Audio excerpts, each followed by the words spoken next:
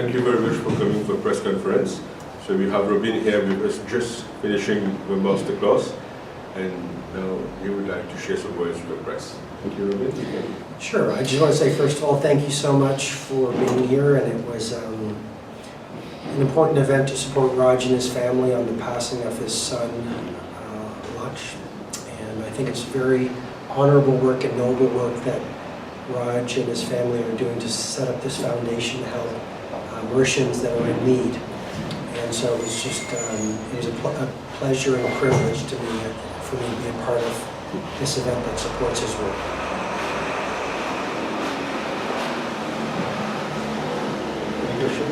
First time you're doing this type of thing for a growing foundation or for a NGO? I do quiet philanthropy, but Raj is a friend, and when I heard about his situation, I just wanted to do everything I could do. I mean, here's a Mauritian who's in need and whose family has gone through tragedy, and I saw an opportunity to help him and the work that he's doing. So, and I want to say thank you to Kevin and Sabir from Whitefield Business School for all the support and for setting up the event, and all the people who attended from here in Mauritius to be at today's leadership session. And what is your message to all your fans in Mauritius? Oh, my message to my fans. First of all, I would say thanks for the years of support. I think my Mauritian fans are some of my greatest fans in the world. I'd say secondly, thank you for having me on this magical island. Merci beaucoup. It's always a pleasure to be here. Thirdly, get up at 5 a.m. My new book is the 5 a.m. Club. So get up at 5 a.m. and run the 20-20-20 formula that I explain in the book. And as I mentioned today, the new book is based in Mauritius, so I'm excited about that. More than anything else, merci beaucoup. And are there some courses that Mauritians can follow online? Yes, I have. I'm on Instagram, I'm on Facebook. I have a podcast on YouTube called The Mastery Sessions. I've got a website, robinsharma.com, and Is there a leadership next? oh, there's always leadership next. There's always been leadership past, and then there's always been leadership next. And I think right now the world needs more peer heroes, and that doesn't only mean the Nelson Mandelas and Mother Teresa's and Shakespeare's and Van Goghs. I think every one of us needs to do our part to shift from any form of victimhood to be a leader. And that just means, the things I talked about today, standing for excellence, living your gifts and your talents, being more loving, taking better care of your health, developing your primal genius, seeing your work as noble work, even if you're sweeping a street. And I think Mother Teresa said it very well. She said if everyone would only sweep their own doorstep, the whole world would be clean. And I think that's the opportunity, and I think it's the responsibility of every human being to show leadership without a title. Is it easy to be a leader nowadays in 2019? Well, I think building the Taj Mahal is hard, building a great family is hard, running a marathon is hard, doing the Sistine Chapel ceiling is hard. I think want to be a great athlete, it's hard. I think world class is hard, but that doesn't mean we shouldn't do it. I think our culture is very much, it's hard, so why should I do it? And what I want to remind people is anything worth any value takes effort and focus and discipline, persistence and dedication. But I'd rather get to the end of my life and say I did my best to do something special versus I was busy being busy. What will be your message to the Mauritian leaders? I'm not talking about political leaders, because when we talk about leaders in Mauritius, we talk about leaders, others in business, in ONG, in entrepreneurs. What will you tell them? The message I'd have for business leaders is lead versus follow. Don't be busy, be productive. Build people up, don't tear them down. Don't rest on your laurels, innovate and go blue ocean. Let us all not make excuses and let us get big things done. And I think ultimately let us remember the shortness of life, because what we often do is we postpone our opportunities, we postpone living our potential, we postpone building the projects that would release magic into the world, and life is short. No one knows what tomorrow is going to bring, so let's get it done now. Okay, any other questions? You have also constantly talked about journaling and pre-commitment strategy. So what are very important and relevant in young people's lives? I think, what's the point of climbing mountains in your days only to realize when you get old that you climbed the wrong mountains? And I think journaling is one tool that you can do at 5 a.m. while the rest of the world is asleep, where you can get to know yourself and you can think, so that when you walk out in the world you can be more intentional and more awake versus a cyber zombie living your days in a very reactive way. And I'll share with you, journaling has saved my life. Journaling is where I record gratitude. Journaling is where I write the things I want to do in my days and in my weeks. Journaling is where I capture insights. It's a very powerful tool. Thank you. Thank you. Thank you. Thank you very much for doing. Au fait, moi, M. Ramsaman, malheureusement, qui nous perdu mon garçon en 2017, décembre 2017, à l'âge de 8 ans. Il peut passer par un moment bien difficile. Et après ce décès, comment on dit bien, il va tu peux faire beaucoup de donations en Italie et continuer ce travail-là. Tu peux faire de la façon, faire une librairie de ce nom dans un home à Port-Louis. Et comme d'habitude, on continue, on peut faire une donation, mais à un moment, tout le temps, je travaille avec mon travail de télévision comme chauffeur d'usine.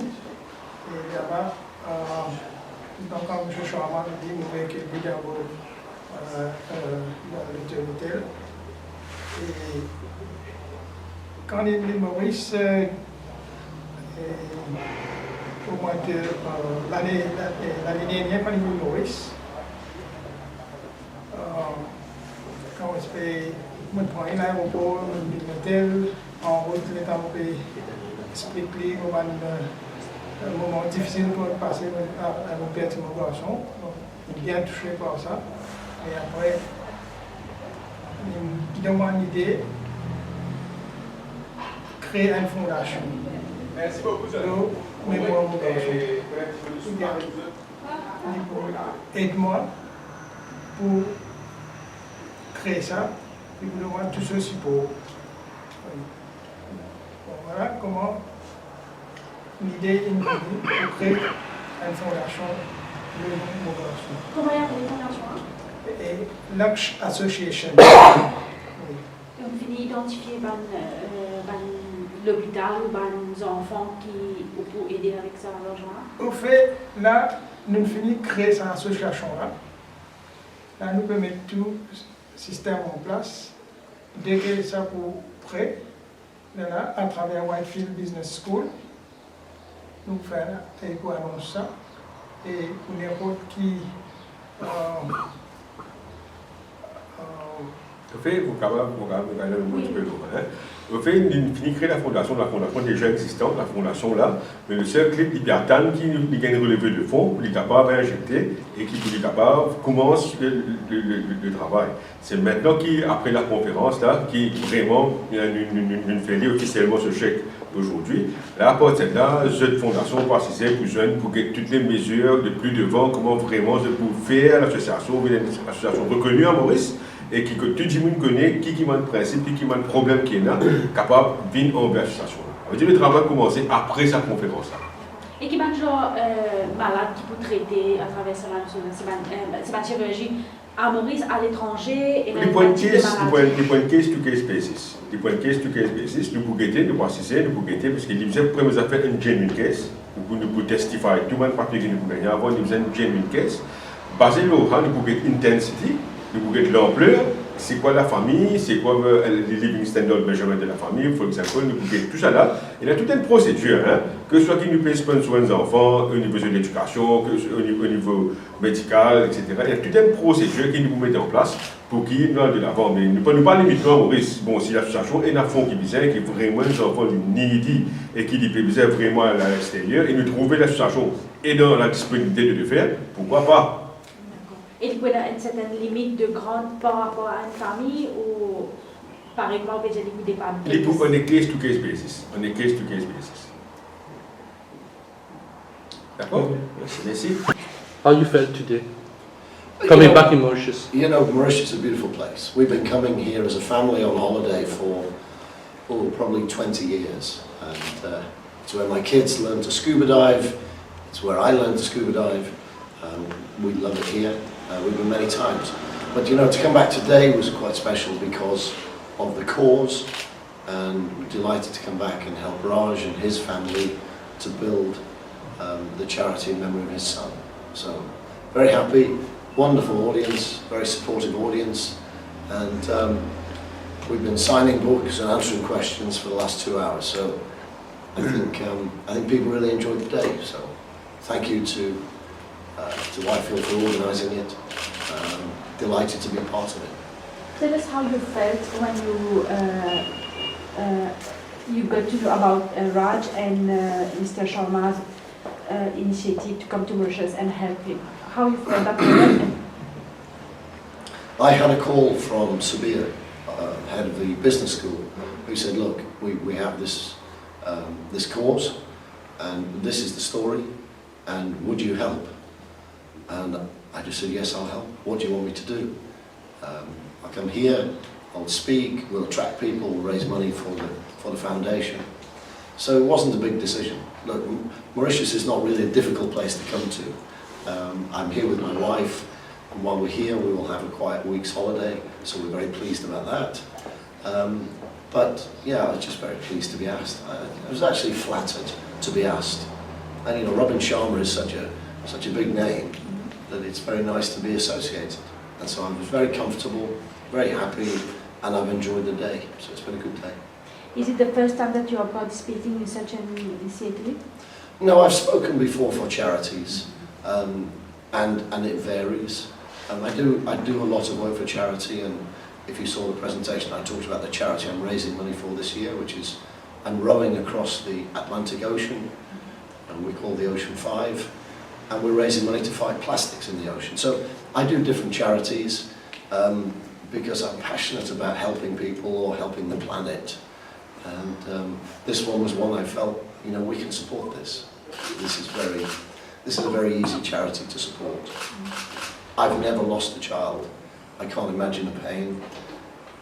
It's easy to, as a father myself, to say, I'll help. Is helping a new kind of leadership? You know, I think there comes a point in your life when you have to give something back. I've been very lucky in my life. I've been given opportunities which I've enjoyed, and I've worked very hard to build businesses. But there comes a point when you do have to give something back, I think. And whether it's leadership, I don't know. Raj is leading this foundation. I'm leading my Ocean 5 charity. It's hard work. Actually running a charity is hard work. It's like a business, and there's a lot to do. And so I'm happy to help as much as I can with support, with advice, with giving speeches. Is it a kind of leadership? Well, you learn a lot from it, and you engage with the audience who are also passionate about helping. So it is a kind of leadership. What will be your first advice to him then? My first advice to him is get the administration sorted, because it's very easy to be overwhelmed. You know, there's a lot of people interested, and you need to get the administration organised, or else you get overrun with the support. That's my experience. Are you going to give him a helping hand, because you have a very good story in type of... I don't think I'll be giving him a helping hand on the admin. I'm really not very good at the admin. My wife does that. So I'm sure there are people here in Mauritius who will help him. What are your advice to young professionals in Mauritius who have just stepped in the world of job? And my advice to anybody, young people or older people, is follow your passion. Understand what it is that you are passionate about, because we all work far too many hours. If you don't enjoy your work, then it's hard work. If you are passionate about what you do, if you enjoy what you do, then it doesn't feel like hard work. In fact, sometimes it doesn't feel like work at all. So my advice to everybody is, if you're going to go to university, study what you're passionate about. If you're going to find a job, work in a sector that you're passionate about, and then be the best you can be. There's no reason not to be world class, no reason. Be the best you can be. But sometimes when we follow our passion, we don't get money in that field. So what can we do? That depends what the field is. I've always followed my passions and turned it into a business. So now I'm speaking, which I enjoy because I'm transferring. I've been a CEO now for 33 years. I'm transferring that knowledge to other people, and I'm passionate about that. But I turn it into a business so that it's self-sustaining. So it is about finding a way to commercialize your passion. It's not always easy. It's not always easy. But keep pushing on your passion. Okay.